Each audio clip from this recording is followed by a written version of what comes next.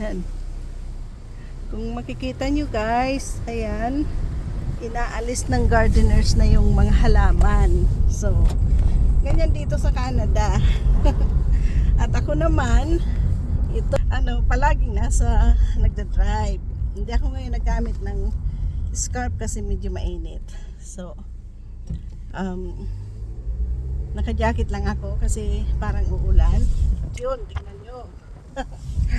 Mga bahay-bahay dito, may mga may mga na sila. Ano bang tawag dyan? Yung para sa Halloween na decorations. Makikita nyo. So, ganito lang. Buhay ko dito guys. Palaging nagda-drive. Kasi nga, alam niyo na ang PA. Lahat ng business. Ako ang naglalakad. Kaya palagi ako nasa labas. So, pakita ko lang sa inyo ang aking dinadaanan pupuntahan kong errand. So, kung makikita nyo, ang ganda na ng mga dahon. Nagpapalit na yung dahon. At ito, building na to is dati siyang monastery noon. Tapos naging school. Tapos ngayon, naging condominiums na siya. Ayan, naging condo na siya. So, ang laking building niya. Naging din siya.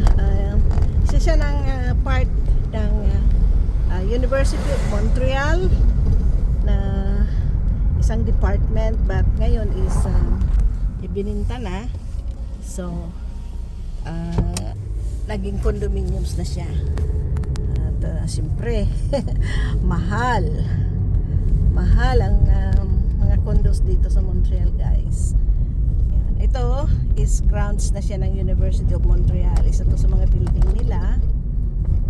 Tapos yun, sa dulo ng kalsada, dahil magto-turn ako, crossing ito, yung building na yan na nakikita nyo, yan, itong building na yan, grandstand siya ng mga laro ng hockey.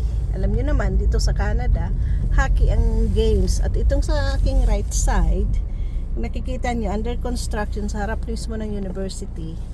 Yan ay yan ang gagawing bagong entrance ng metro, kasi yung dating metro is andyan yun.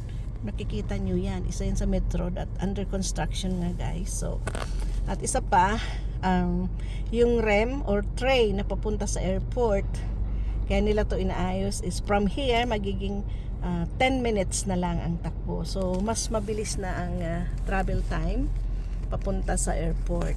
So ito guys, ang araw-araw na dinadaanan ko, araw-araw na palaging nakikita ko.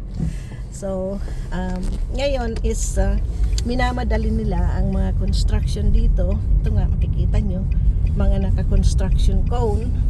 Yan, left and right siya. Yan, kasi nga, yan, mga construction, nakabakod siya. Kasi nga, siya, pag winter na, hindi na sila makatrabaho. Ayan, ito yung namang sasakyan na yan, na nag-ilaw-ilaw.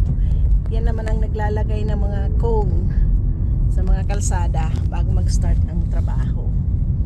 So, itong grounds na to, ayan, gym at sport facility ng University of Montreal. Itong mga nakikita nyong building na dadaanan ko, yan ang part ng University of Montreal. Ito. At ito naman, building na yan na mataas, yan ay dormitory ng mga estudyante. At pag summer is siya, parang hotel. At ito naman, makikita nyo, kakahuyan, is part ng university pa rin siya. Pero siya, yung pataas siya ng bundok, at sa loob niyan is may daanan ang mga estudyante na shortcut papunta sa kanilang different departments. Kasi nga, ang eskwelahan dito is watak-watak ang mga building. At dito, kung makikita nyo sa side, yan ang mga apartment na yung mga estudyante usually ay nagre-rent. Yan.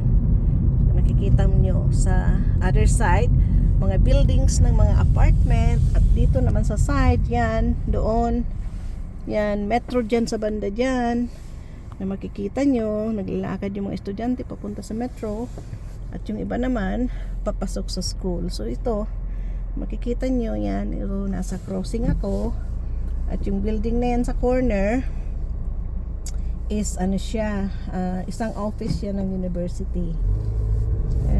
Makikita nyo, ang eskwelahan dito is napakalawak, napakalaki, at watak-watak yun. Isa siya ng office ng University of Montreal, yung building na kadadaan ko lang. Ito na mga katabi niya is mga apartments na siya, mga dorms ng mga students, kasi usually mga estudyante dito karamihan is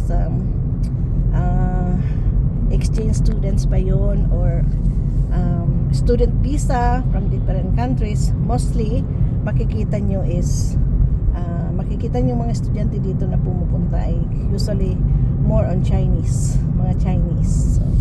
So yan, to kahabaan pa rin na to ang aking tinatahak na pinapakita ko sa inyo, ang mga buildings, mga apartments na malapit sa